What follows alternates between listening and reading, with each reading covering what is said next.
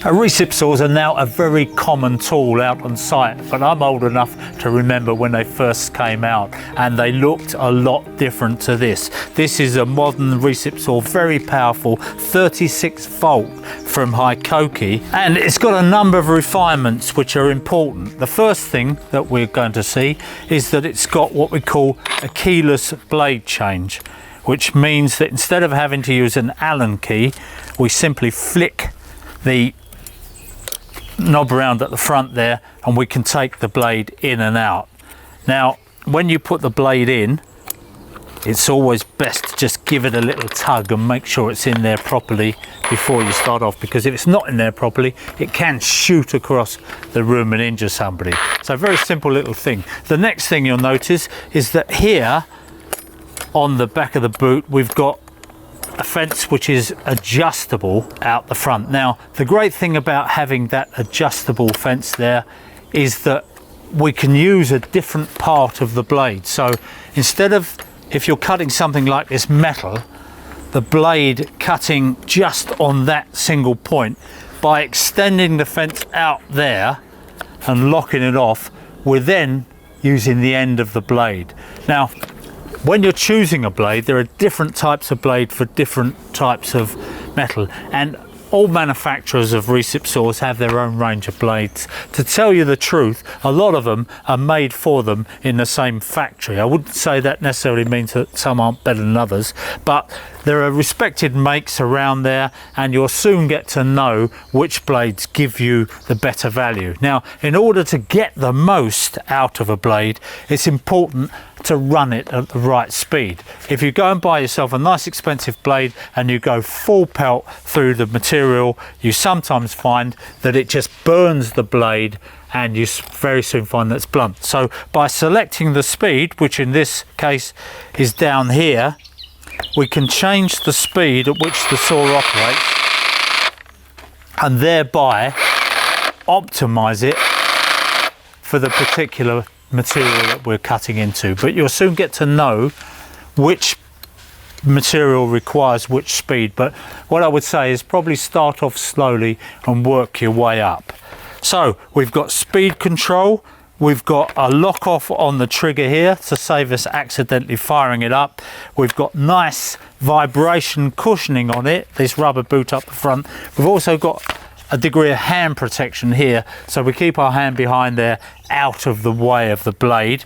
And importantly, what we have here is the pendulum action, which means that we get an oscillation of the blade similar to what you have in a jigsaw. So if you're trying to cut through a material and you want to make a lot of progress, then putting that into the pendulum action there will mean that the blade is then, as you can see, it's going in a kind of a circular motion, whereas if we do that, you'll see it's just going in a straight up and down motion. So for this particular metal, I'm quite happy to just use the straight up and down motion.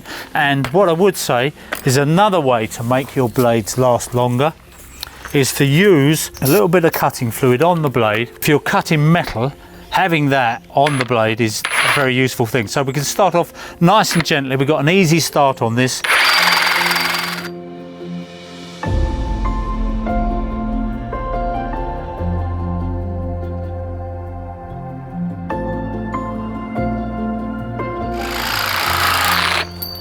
So if we're going to take that blade out now, we just make sure that the knob is there and we don't touch the blade because the blade is hot, and we can just simply flick it round and drop the blade out the end.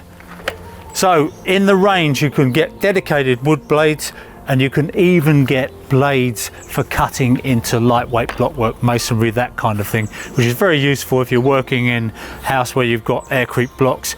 You want to cut a block, then it saves an awful lot of dust and a lot of trouble.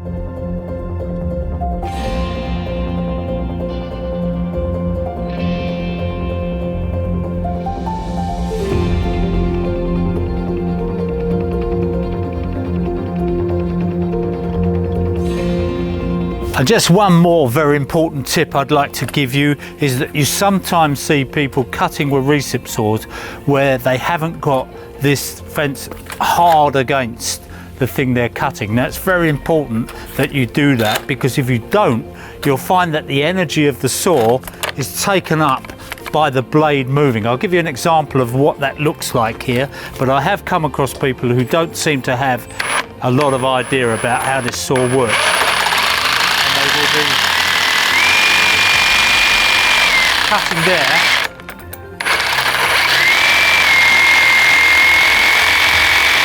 So you see, what you're trying to do there is you're trying to use your muscle power to hold the thing steady enough to make the cut, but actually all that's happening on a minute basis is the saw is still managing to go like that, so it's nullifying the action. So by pushing this hard down onto the thing you're working on, you will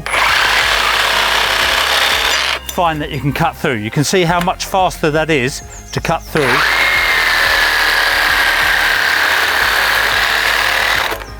So the effort required with the saw is not in sawing, the motor's taking care of that. The effort you require is to push it against whatever it is you're trying to cut. So in a nutshell, that's my top tips for using a recip saw. This is a brushless recip saw, so it means the battery lasts a lot longer, and because we've got 36 volts, it means we've got plenty of power. You can get different size recip saws, so if you're a plumber and you only want to get into tiny spaces, you can get a nice small one, but as a general purpose saw, this will do just about everything you require of it.